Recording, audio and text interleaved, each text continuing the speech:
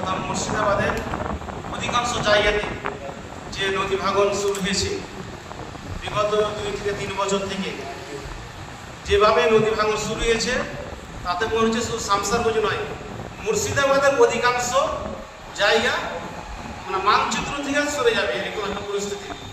অথচ আমরা দেখতে পাচ্ছি যে আমাদের মুর্শিদাবাদের 3টা এমপি এবং আমাদের দক্ষিণ মালদা কেন্দ্রে ঈশা খান চৌধুরী, যেটা ফারাক্কা শামসারগঞ্জ দক্ষিণ মালদার এরিয়াতে পড়ে, এই এমপিদেরকে আমরা দেখতে পাচ্ছি যে নদী ভাঙন নিয়ে যতটা তাদের কাজ করা উচিত ছিল, আন্দোলন করা উচিত ছিল, অসহায় মানুষের পাশে তারা উচিত ছিল, সেটা আমরা দেখতে পাচ্ছি আজকের দিনে 0 পয়েন্ট।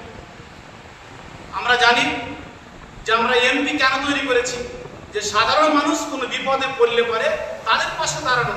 আজকে এমপিদেরকে আমরা দেখতে পাচ্ছি সাধারণ মানুষের কাছে একটা তিরপাল অথবা 2টো খাবার নিয়ে যাচ্ছে। আমি ওই সমস্ত এমপিদেরকে বলবো যে আপনাদেরকে জনগণ এই কারণে এমপি তৈরি করেনি বা প্রতিনিধি তৈরি করেনি যে সাধারণ মানুষ তিরপাল দিবে। একজন ভিখারিও সাধারণ মানুষকে একটা তিরপাল দিতে পারে, একজন ভিখারিও এই অসহায় মানুষদেরকে 10 দিনের খাবার দিতে পারে। সাধারণ মানুষের আজকে ডেটে প্রয়োজন তাদেরকে স্থায়ী একটা সমাধান। তারা যে ক্ষতিগ্রস্ত হয়েছে তাদের ঘরের দরকার, জায়গার দরকার, সর্বোপরি যে নদী ভাঙন কিভাবে রোধ করা যায় এই নিয়ে বৃহত্তম একটা শাসক দলের কোনো আন্দোলন দেখতে পাই না। একদিকে বিজেপি, অন্যদিকে রাজ্য টিএমসি সরকার, উভয় পক্ষে এক অপরকে কাদা ছোড়াছুড়ি করছে। মিডিল পয়েন্টে আমরা সাধারণ মানুষ মারা যাচ্ছি।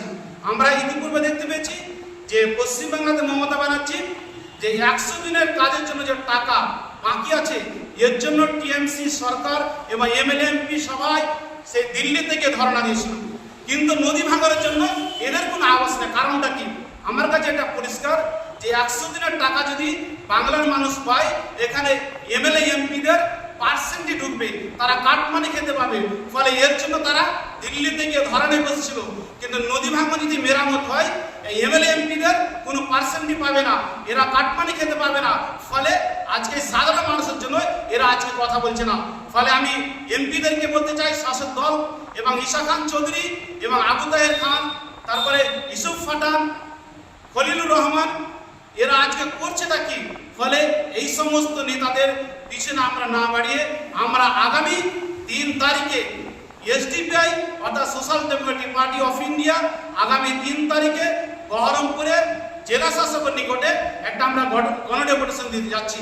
ফলে শামসারগঞ্জ, ফারাক্কা, সুতি, রঘুনাথগঞ্জ, লালগোলা, মুর্শিদাবাদের যে সমস্ত নদীর এলাকায় বসবাস করে প্রতিটা মানুষের কাছে আহ্বান, আমরা ওই সমস্ত পুঁজিপতি, ওই সমস্ত নেতাদের পিছনে না ছুটে গিয়ে আমরা আমাদের অধিকার ফিরিয়ে নেওয়ার জন্য আমরা বহরমপুরে গিয়ে আমরা সেই আন্দোলন করব। এবং এই আন্দোলনের পরে এসডিপিআই সিদ্ধান্ত নিয়েছে নদী ভাঙনের সেই স্থায়ী সমাধান না হওয়া পর্যন্ত আমরা লং টাইম একটা আন্দোলনের সিদ্ধান্ত নিয়েছি। এই 3 তারিখের পরে আবারও আমরা আলোচনার মাধ্যমে আমরা কি পদক্ষেপ নেওয়া যায় আমরা আবার আলোচনার মাধ্যমে আমরা মিডিয়ার মাধ্যমে জানিয়ে আমরা সাধারণ মানুষকে জানিয়ে দেব।